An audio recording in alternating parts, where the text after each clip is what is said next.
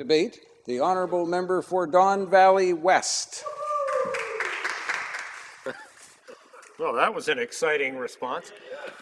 Thank you, Mr. Speaker. I'm pleased to rise to speak in support of Bill C-52 this evening, the Fair Rail Freight Service Act.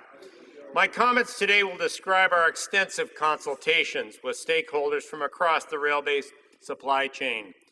These consultations helped shape Bill C-52 and help to ensure it takes a fair and balanced approach to enhance the effectiveness, the efficiency, and reliability of rail-based supply. In 2008, the government initiated the Rail Freight Service Review to address ongoing concerns regarding rail service.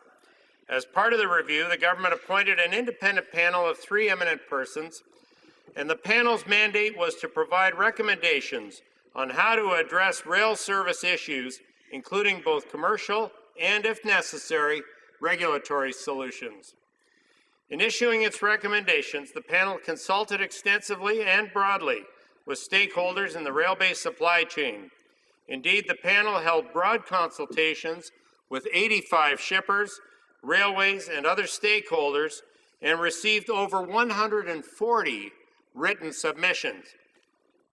Mr. Speaker, taking full account of input provided by stakeholders, the panel submitted its final report to the government. The government carefully considered the panel's recommendations as well as stakeholder views presented during the review and announced a number of key commitments to enhance the efficiency, effectiveness, and the reliability of the rail-based supply chain. A key commitment of our Conservative government was to develop legislation that would provide shippers the right to a service agreement and a process to establish one should commercial negotiations fail. As part of our commitment for legislation, we launched a consultation process inviting input from stakeholders. During summer 2012, we asked stakeholders for their views on the development of a new legislative provision to give shippers a right to a service agreement and on what process should be followed to establish one should commercial negotiations fail. The response from stakeholders was robust and fulsome. Extensive consultations spanned a number of months, including meetings with shippers, shipper associations, and railways that provided the opportunity to listen to a diverse range of views regarding rail service issues and a legislative provision to address those issues. In addition, Mr. Speaker, a variety of stakeholders provided extensive written input, including shippers, shipper associations, railways, provinces, municipal associations, ports, and terminals. These stakeholders came from across the rail-based supply chain and had operations throughout various regions of the country. Mr. Speaker, I have described the formal processes of the review and our invitation to stakeholder input over the summer months of last year. I would also like to take note that we have also continued to hear the views of stakeholders on an ongoing and informal basis. Throughout these consultations, we heard from a diverse range of stakeholders, including large, medium, and small shippers, shippers of various products, including agriculture products, coal, potash, and forest products, ports and terminals from east and west coasts of Canada, Class 1 and short-line railways, and other levels of government. We listened carefully to stakeholder views and considered their input to develop a legislative provision that ensures the best possible outcomes for the supply chain as a whole and the Canadian economy.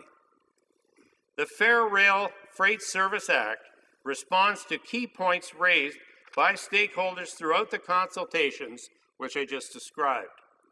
For example, shippers reiterated that the legislation has to provide leverage in their negotiations with the railway to ensure that they can get the rail service that meets their needs.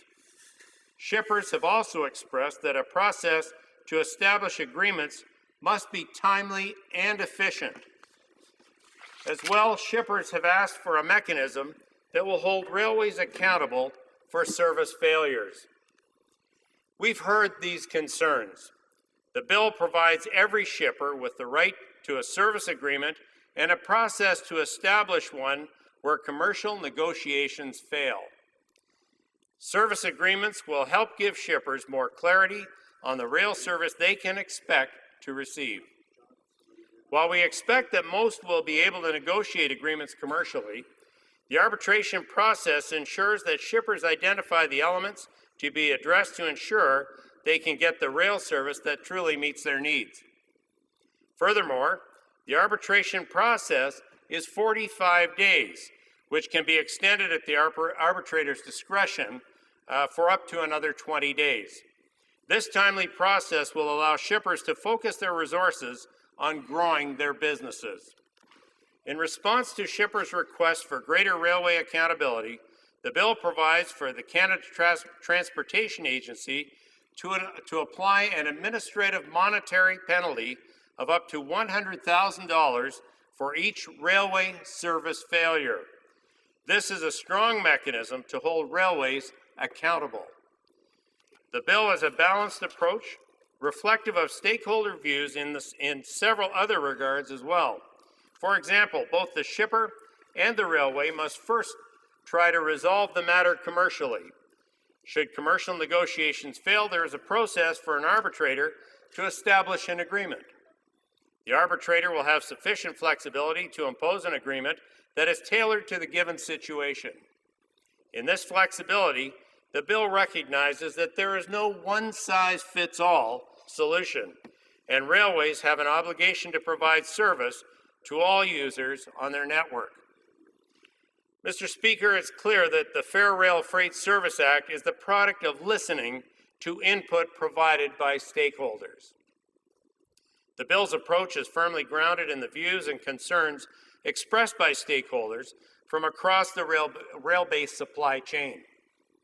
This bill provides shippers with leverage to ensure they can negotiate with the railways to get the rail service that truly meets their needs. Shippers have expressed their support for the bill, indicating that it meets their fundamental request for more leverage in their negotiations with railways.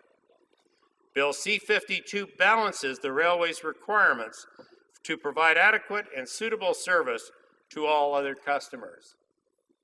The balanced approach responds to concerns raised by shippers and railways, but more importantly ensures that the Canadian economy is the ultimate winner. Efficient and reliable rail service is key to the long-term prosperity and growth of the Canadian economy. To remain competitive in global markets, shippers have to be able to get their products to market. Canadian shippers work hard to maintain their global reputation as reliable suppliers. To enhance Canada's international competitiveness, shippers need a fluid, rail-based supply chain to move product from farms, mills, and mines to market in a predictable, reliable, and efficient manner. Mr. Speaker, the Fair Rail Freight Service Act ensures shippers will get the rail service that meets their needs, allowing them to grow their businesses and take advantage of global market opportunities. Railways will be able to manage their networks in a manner that benefits all users, and ultimately, the Canadian economy will be better positioned to take advantage of new opportunities, thereby supporting long-term economic growth and prosperity for all Canadians. Thank you, Mr. Speaker. Here. Questions and comments? Questions et commentaires? Alors, la députée de Drummond. The Honourable Member for Drummond. Thank you very much, Mr. Speaker. I wish to thank my colleague for his speech. We mustn't forget that this is about the 37th time allocation motion. Unfortunately, the Conservatives have been anti-democratic They have attempted to halt debate, and this is an important bill. It implements measures that have been awaited for many, many years, and unfortunately, even though it's been awaited a long time, these are just a few measures that meet the needs of companies and shippers, farmers, and other types of enterprises that are subject to this act. What's important to mention is that shippers and other stakeholders brought forth 6 proposals to committee that led to 9 amendments by the NDP, and unfortunately the Conservatives totally set them aside. So why didn't they welcome such proposals? Well, thank you, Speaker, and thank you to my colleague opposite. You know, as I've studied this bill and listened to debate today, we've had some 5 hours of debate already on this bill today alone. And it has been at committee, it has been well discussed and well debated at various avenues throughout its process. And for our government, our key focuses are functionally jobs and economic growth. We want to ensure that we provide a reliable vehicle for shippers to get their products to market, and to ensure that they and the railways are able to work together.